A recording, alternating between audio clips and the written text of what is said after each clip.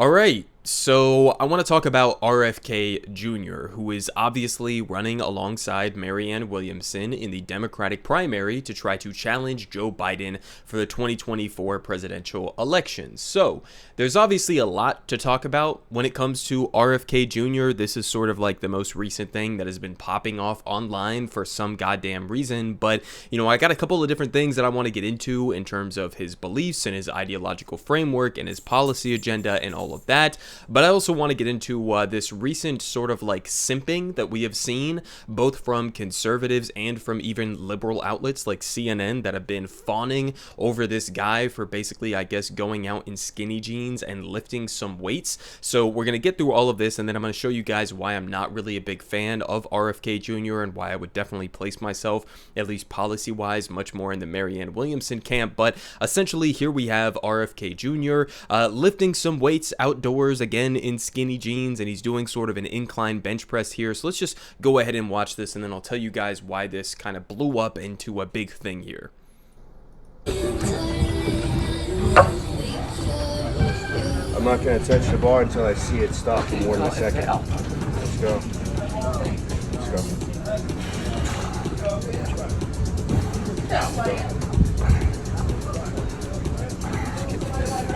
Get to 6. Run it. One more. Let's go.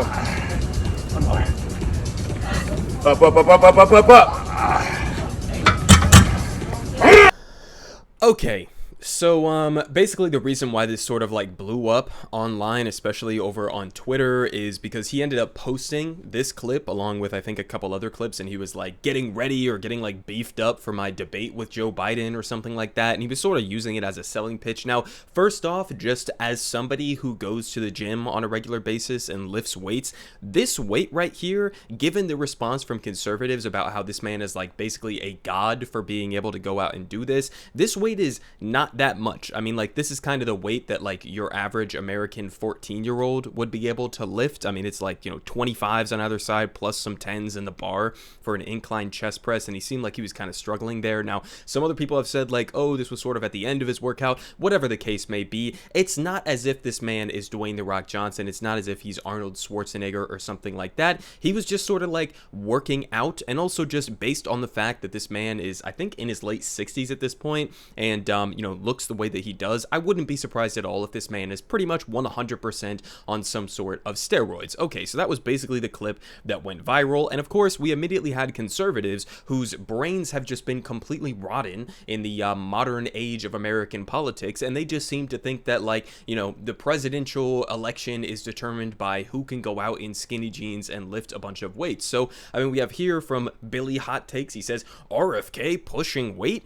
We had a couple other ones. RFK is probably the most jacked presidential candidate that we've ever had. I mean, that may be true. I honestly don't know if there's been more like weightlifting presidents or anything in, modern American history. Definitely not Joe Biden. Definitely not Donald Trump or Obama or anything like that. They weren't jacked in any sense of the word. But, they're hyping him up. He's the most jacked presidential candidate we've ever had, as if that should have some influence in terms of whether or not people support his presidential candidacy. We also had this one is pointed out by somebody who's quote tweeting him. Everyone's shitting on RFK for the lightweight, but Buddy is completely shredded. Who cares how much his old ass can move? So like, my take on this is obviously like, who gives a shit, right? I don't care if my president can lift, 345s on either side on an incline bench. It has absolutely no bearing whatsoever in terms of whether or not I'm going to vote for the person. That is actually determined by their policy agenda, right? Not just determined by how much weight they can lift. We have another one here though. James T. Yoder, he says RFK Jr. is 69 years old and tossing up weight, looking like a boss. Guy is a national treasure. We have another one here that was posted by Benny Johnson, who is one of the most deranged conservatives on Twitter. He says RFK Jr. is a living, breathing, anti-vaccine ad. This is life without big pharma. Men, what is stopping you? Okay, so I guess the implication here is that the reason RFK at 69 years old looks like this, now granted, he does look pretty good, right? He's in very good shape, but the argument here from Benny is that he looks like this not because of steroids or like HGH or whatever the fuck he's actually on right now, but it's because he is anti-vaccine. Okay, so vaccines, I guess, are just sort of like inherently making you like flabby and overweight. And if you didn't take vaccines, then you become like this sort of like Greek god or something like that in the mind of Benny Johnson, which again, this is going to sort of tie into like more of the actual substance surrounding RFK Jr. and some of the debates surrounding him and his vaccine positions. But here we have basically conservatives just absolutely horny as fuck, openly online on Twitter, just talking about how sexy RFK Jr. looks and how much they want to suck and fuck with him. But it's not even just conservatives. Again, it's also liberal outlets like CNN. Now, this one blew my mind. I almost thought that this was like fake at first, but this is from CNN. This is a piece that they decided to put together and throw up on Twitter. So let's just go ahead and see how they are covering RFK Jr.'s presidential run. Who knew that under that sedate suit and tie exists a body even Rocky would admire? Though Robert F. Kennedy Jr. didn't do one-handed push-ups. Let's go. The workout he posted was captioned, "Getting in shape for my debates with President Biden." Though no such debates or even push-up contests are yet in the works, a fitness coach also posted a video showing RFK Jr. bench pressing. Up, up, up, up, up, up, up, up. The number of views has soared up into the millions. Wow, dude is jacked. Mr. Kennedy looks pretty ripped. Sure, he was mocked from his outfit, but in skinny jeans to the size of the weights. My 12-year-old lifts more than that. But the coach spotting for RFK Jr. explained it was his last set of reps, that he started with heavier weights and ended with lighter ones. Let's go, let's go, let's go. Keep in mind, RFK Jr. is 69. Make muscles great again. Of course there were comparisons to a shirtless Vladimir Putin. How long until RFK Jr. releases a video of himself riding a bear shirtless? Though the Putin bear riding is just a furry fake, if I have to see another image of RFK Jr. shirtless, I'm going to scoop out my eyes with a melon baller. President Pex may face a heavy lift running against Joe Biden, but he's already won the title of the 2024 race. Ginimos, CNN. Okay, so like, again, what the fuck are we doing right now? Okay, this is CNN, right? This supposedly like, liberal outlet that's, very serious news coverage and everything. What are we doing? What are we doing? We're doing like a highlight reel of, a couple of clips that RFK Jr. put out of himself lifting weights. That's what we're doing right now, okay? Because he's the big macho man, and therefore, what exactly? He should have a better shot at the presidency because he went out in skinny jeans and did some weightlifting or something like that. But, I mean, again, this has nothing to do with policy. This has nothing to do with substance. This is just sort of like the way that a lot of people are analyzing American politics right now. You have somebody like Joe Biden, who's known, obviously, as like Sleepy Joe, and he's getting up there in age, and he's sort of like decrepit, and he's sort of senile in a couple of different ways. And here we have RFK Jr. storming back with his heavy weights, and he's all, drenched in sweat, and he's looking sexy as fuck. And so we need to make this guy the next nominee, I guess, is the point that they're trying to make. Now, again, I don't want Joe Biden to be the nominee. The overwhelming majority of Democrats don't want Joe Biden to be the nominee, but I'm also not a big fan of RFK Jr. So I just want to get into like a couple of the reasons why I'm not a big fan of RFK Jr. Now, keep in mind, I've met this man in real life. I've seen him in person do a number of different interviews. I've watched other podcasts that he's been on, especially the most recent Joe Rogan Experience podcast that he was on was very interesting, to say the least, where he was railing against vaccines, saying that vaccines cause autism, saying that Wi-Fi is causing some sort of a leakage in the blood-brain barrier and is causing widespread cancer, making all of these claims with pretty much absolute certainty and basically just showing people who he is. But so with that being said, I mean, I've seen this guy speak. I know what this guy believes in. I know what his policy or lack of policy agenda actually is. And one of the main things that stood out to me is in the interviews that I've seen him on, he has a couple of different very specific issues where he can talk about them endlessly. Kingsley, right? Whether it comes to like anti-big pharma or anti-vax stuff, he could talk about that for hours and hours and hours. He has literally written books on the fact that he is anti-vaccine and trying to lay out his argument for being anti-vax and all of that stuff. He is, very quick to rail against the military-industrial complex, which is also something that I frequently rail against, right? There's a couple specific issues where he can focus on those, and he can give some, decent critiques of like big pharma or the military-industrial complex. But then at the same time, there's also other issues. Like, I have seen this man get into an interview context and directly been asked, what should the minimum wage be, right? Or are you in favor of like Medicare for all, for example? And he has no answer.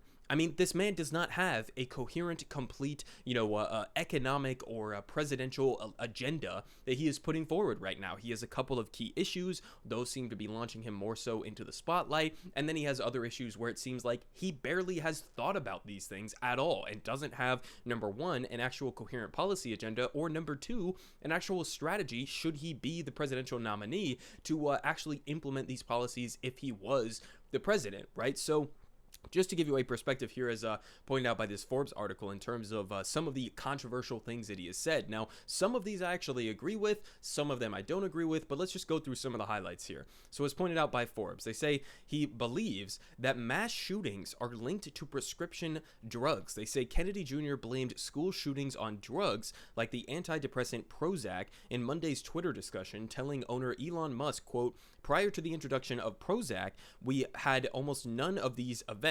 And they say there's no scientifically established correlation between psychiatric drugs and mass violence. Now, I actually looked into some of the background data on this. Turns out the vast majority of mass shooters are not on any of these kinds of drugs, on antidepressants, for example. And so the correlation and causation argument that he's putting forward here doesn't even match up like at the surface level, but he's kind of sort of, it seems like, making the argument that like because some subset of mass shooters were on these antidepressants, and in history before we had the introduction of the widespread use of these antidepressants, we didn't have as many mass shootings. Therefore, these antidepressants are causing the mass shootings, which is just completely unfounded. It's not based in reality. It's not based on the statistics. If anything, you could probably make the argument that pretty much all of these mass shooters, or at least a vast majority of them, are mentally disturbed or struggling through one way or another mentally as they are committing these atrocities, and they probably could have used some sort of psychiatric intervention, right? But he makes the flip side argument of that, and he's basically just looking at the correlation here of like, okay, here's where we see the skyrocketing of mass shootings, here's where we see the skyrocketing of the widespread usage of these psychiatric drugs,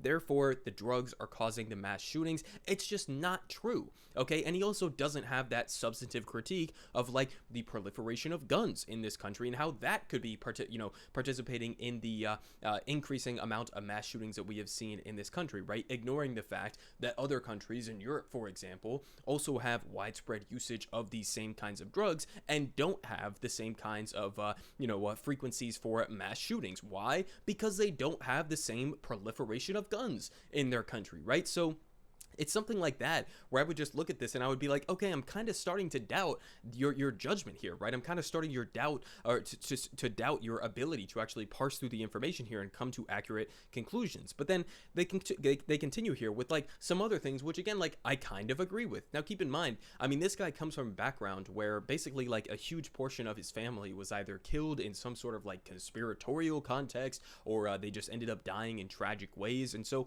you would sort of understand the conspiracy bent that somebody like RFK Jr. has within him, but this is one that I would actually agree with. They say, and they consider this to be a conspiracy here from Forbes. They say the CIA was involved in the assassination of former President John F. Kennedy. He says, reprising the unfounded claim he has made for years, Kennedy Jr. recently made the suggestion to Fox News' Sean Hannity, though the federal government's Warren Commission, okay, which is highly questionable, convened to study the killing and found that Lee Harvey Oswald acted alone when he shot JFK in 1963. So this is something that I actually would agree with. I would say the evidence, the information that we have at our disposal right now, now keep in mind a lot of the actual information that the government has not been fully declassified. It has not been fully released to the American people to make some sort of a final judgment. But if I had to guess, if I had to bet my own money, I would say yes, pretty much 100% or 90% that the CIA had some involvement in the killing of JFK, okay, back in the day. So, I mean, this is one thing where it's like, okay, some of these conspiracies he might be right on. Some of these conspiracies he might just be completely fucking insane, right? So we finish off here with one that, again, kind of threw me off in terms of potentially even thinking about supporting this guy. They say here, vaccines can cause autism, according to RFK Jr. For years, Kennedy Jr. has promoted the theory that preservative thimerosal, which has largely been phased out of modern vaccine formulas, appears to be responsible for a rise in autism diagnoses, and that the government knew, but knowingly allowed the pharmaceutical industry to poison an entire generation of American children, he wrote in the Rolling Stone and Salon in 2006, despite consensus among a number of certified health organizations, including the CDC and the World Health Organization, and more, that have found no credible link between vaccines and autism. Okay, so like, I mean, number one on this, there is no evidence, right? The main study that sort of like, it sort of started off or launched off this idea that vaccines are causing autism, the guy who made that study originally was fully discredited. He was like disbanded from the scientific community because of how shitty the study that he put together was. Now, you could try to make some argument in terms of there being some sort of correlation here, but in terms of the causation, there's just no actual hard scientific evidence that is proving that there is a causational effect here. Now, you could get into conversations about the rise of autism diagnoses and how they sort of change the definition and change the parameters of what they consider to be autism and how they are diagnosing it, and how that potentially led to the rise in the increased number of people who are being diagnosed with autism. You could make a bunch of different arguments, but just to insinuate in such a firm way that yes, vaccines are causing autism, and yes, like hundreds and hundreds, this is something he's literally said, hundreds of studies are backing up this idea, it's just not true. Okay, now same with the the Wi-Fi claim that like Wi-Fi is causing widespread cancer and it's opening up the blood-brain barrier and causing all of these sort of issues. It's not conclusive. Okay, and so he goes on all of these podcasts, he goes on all of these different appearances, and he makes these firm claims as if this is completely settled science, and it's just not. Some of these things may be up in the air. Some of these things we don't fully know all of the impacts of, but that doesn't mean you can just go around making these kinds of wild claims. So that's kind of why I have an issue with RFK Jr. just on like some of those issues. But then the main issue that I would actually have is that I've seen RFK Jr. define what he believes in economically. This man calls himself basically like a free market capitalist. Okay, that's his economics. All right, so this guy is not some like lefty, like socialist or like Democratic Bernie adjacent type of guy. No, especially economically, right? And you could have praises for him on foreign policy or whatever for being against the military industrial complex, but economically, this man is right wing. Okay, he basically believes that a lot of the problems, including with things like big pharma, which is the most ironic part of all of this, that the main issue is that there are like too many government regulations, too much government intervention and government conspiracy that are like sort of blocking these industries, right? This man, even though he has all of these anti-vax positions, even though he has all of these positions against big pharma and the pharmaceutical industry, right? He is not for nationalizing this industry, right? He's not for actually bringing this out of the, for-profit market, for example. Okay, so it's like things like that. When I hear him say he's a free market, capitalist, when I hear him say like the solution to climate change is free market capitalism, I'm just like, okay, I'm not on board, right? This is not my guy. This is not my candidate. In fact, honestly, I think he would have, even though he's polling better than Marianne Williamson, according to most of the polling data that we have right now, I think this guy would probably have a better shot in the Republican primary, okay? Because, I mean, these are just some of his positions. Now, we get to the actual polling data here. This is basically like a synopsis of some of the most recent polling data that we've had. We have Biden up here at like 65%, Kennedy at 12%. I've seen him as high as 20%, but it doesn't seem like that's consistent. And then we have Marianne Williamson down here at 7%. I've seen her high as 11%, but again, not very consistent. So, I mean, there you have it. We have somebody like RFK Jr. He's definitely an interesting character. I definitely think that he firmly believes everything that he says. I don't think that he's just out here grifting. Again, I mean, this guy's been holding some of the same same positions for like years and years or decades and decades and decades. So it just is what it is. If that's your flavor, then sure, go for it. Support him in the Democratic primary. Just so happens that he's not my flavor of candidate. I mean, I would much prefer somebody like Marianne Williamson, who's going out there and talking specifically about economic policy ideas, about universal child care and about universal health care through a Medicare for all single payer system, and talking about the Green New Deal and railing against capitalism whenever it is available to rail against. That's more so my kind of candidate than either RFK Jr. or Joe Biden. But then you also have somebody like RFK who's just like, you know, simultaneously saying, well, I don't want to make like the vaccine stuff the central part of my campaign, but then also every single podcast appearance I'm going on, I'm mentioning it. I mean, like on the Joe Rogan Experience podcast that he went on, they talked about this for like, I swear to God, an hour straight on that podcast. And so it's like, this is just not somebody I can get behind, right? I appreciate that you are criticizing Big Pharma. I appreciate that you are criticizing the military industrial complex. It's just not in the way that I would. I don't think that it gets to the fundamental root of the problem, which is the capitalist system. And he has already come out and said that he is a fervent defender of that system. So it's just not for me. Everyone is saying GoodPoliticGuy has the best politics. Believe me, no one does it like him.